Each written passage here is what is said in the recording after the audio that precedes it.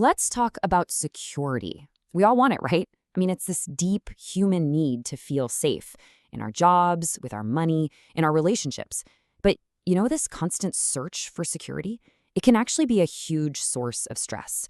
So today, we're going to dig in and really rethink what it actually means to be safe. And we're starting with this incredible paradox from John Steinbeck. Think about it. We pour all this energy into chasing security, and then when we finally get it, we can feel, bored, trapped even. Right off the bat, it forces you to question if we're even chasing the right thing. What a way to kick things off. And then Helen Keller comes along and takes it a giant step further. She calls security a superstition, basically an illusion. Her point is that a life spent trying to avoid every possible danger isn't really living at all. She says life is either a daring adventure or it's nothing. So now we've got these two huge ideas clashing. Is security a trap, or is it not even real to begin with? And that brings us to the big question for this whole explainer. What is security really? Are we right to try and build it as the foundation for a good life? Or are we just chasing a ghost that's actually holding us back from truly living? Let's peel back the layers on this one together. Okay, first things first. Before we get too philosophical, let's talk about the practical stuff. We have to cover the basic building blocks, the groundwork that creates at least a sense of stability in our day-to-day lives. So, whose job is it anyway? Is it all on you? Is it up to each of us individually to build our own little fortress against the world? Or is it society's job, the community, the government, to create a safe playing field for everybody? This is a classic debate. And this quote from former UN Secretary General Ban Ki-moon just nails the answer. It's both. He reminds us that real security isn't just about having a strong lock on your front door. It's built on a healthy society. Things like a stable economy, peace, justice for all. Those things are the soil where our personal security can actually grow. But let's be real. We can't just sit back and wait for society to fix everything for us. The path to feeling secure has to start with us, with the things that we can actually control. And you know what? A massive piece of that puzzle, for better or for worse, is money. This line, which is often credited to Bill Gates, really hammers home the idea of personal responsibility. Look, where you start in life, that's out of your control. But the choices you make from there on out, those play a huge role in your financial story. It's really a call to take ownership of your own economic well-being. So what does a healthy money mindset actually look like in practice? Well, it pretty much boils down to 3 simple, powerful habits.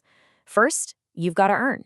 Use your talents, your skills, whatever you've got to bring in an income. Second, you have to save. Just make it a rule, a non-negotiable part of your life to put something away for the future. And third, manage your debt. You want to live within your means, because relying on borrowing, that's just a one-way ticket to stressful. Okay, so security is more than just having cash in the bank. Let's move on, because there's an arguably even more powerful form of security, and that comes from the people around us. Let's talk about your human safety net. Now, what's so cool about this is how it breaks down support into 4 specific jobs, based on the work of sociologist James House. First, you've got emotional support. That's the love, the understanding, the hug when you need it. Then there's informational support. That's your friend giving you solid advice. Then you have appraisal support. That's someone giving you honest feedback to help you grow. And finally, instrumental support. That's the hands-on, practical stuff, like a friend literally helping you move your couch. A truly strong network has all 4. And after all that analysis, all those categories, this quote from Billy Graham just brings it all back to a simple, powerful truth. At the end of the day, it's that emotional connection, that feeling of genuine love and belonging.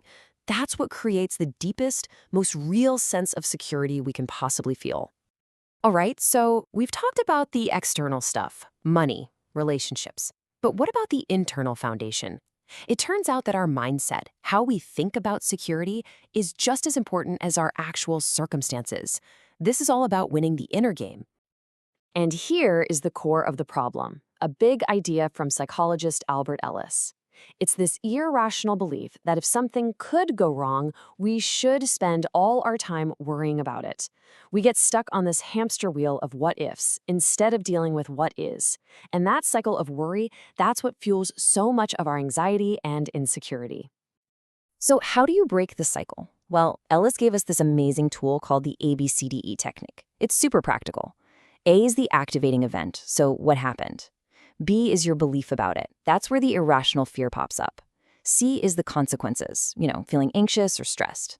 Now, D is the magic step. Dispute the belief, question it, challenge it with logic. And E? That's where you get to enjoy the effects of thinking in a new, more rational way. Okay, we've built our foundation, we've strengthened our connections, we've started to master our mindset. But here comes the final twist in the story. What if the real goal isn't to get rid of every single risk? What if the last piece of the puzzle is actually learning to live with uncertainty?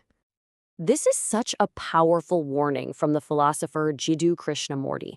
He's basically saying that total, complete security leads to stagnation. If we feel 100% safe, we stop pushing ourselves, we stop learning, we stop growing. Our minds, he says, begin to decay. It's a shocking thought, right? That maybe, just maybe, a little bit of insecurity is actually good for us. And this brings us right back to where we started, back to Helen Keller's idea of adventure. The poet Rumi gives us the ultimate mindset shift here. He says that very thing we're so afraid of, uncertainty, doesn't have to be our enemy. If we can just learn to accept it, to see it as a natural part of being alive, it completely transforms. Fear turns into adventure. So, after all that, what does this mean for you personally? Let's end by turning all these ideas into a moment of reflection. Ask yourself these 5 questions. How much security do I really need in my life right now? What am I actively doing to create that? Am I living within my means? What kind of security will I need down the road, in the future? And what's my plan to get there? Answering these honestly might just change everything. Because maybe true security isn't about building higher and higher walls, but about finding the courage to live an adventurous life without them.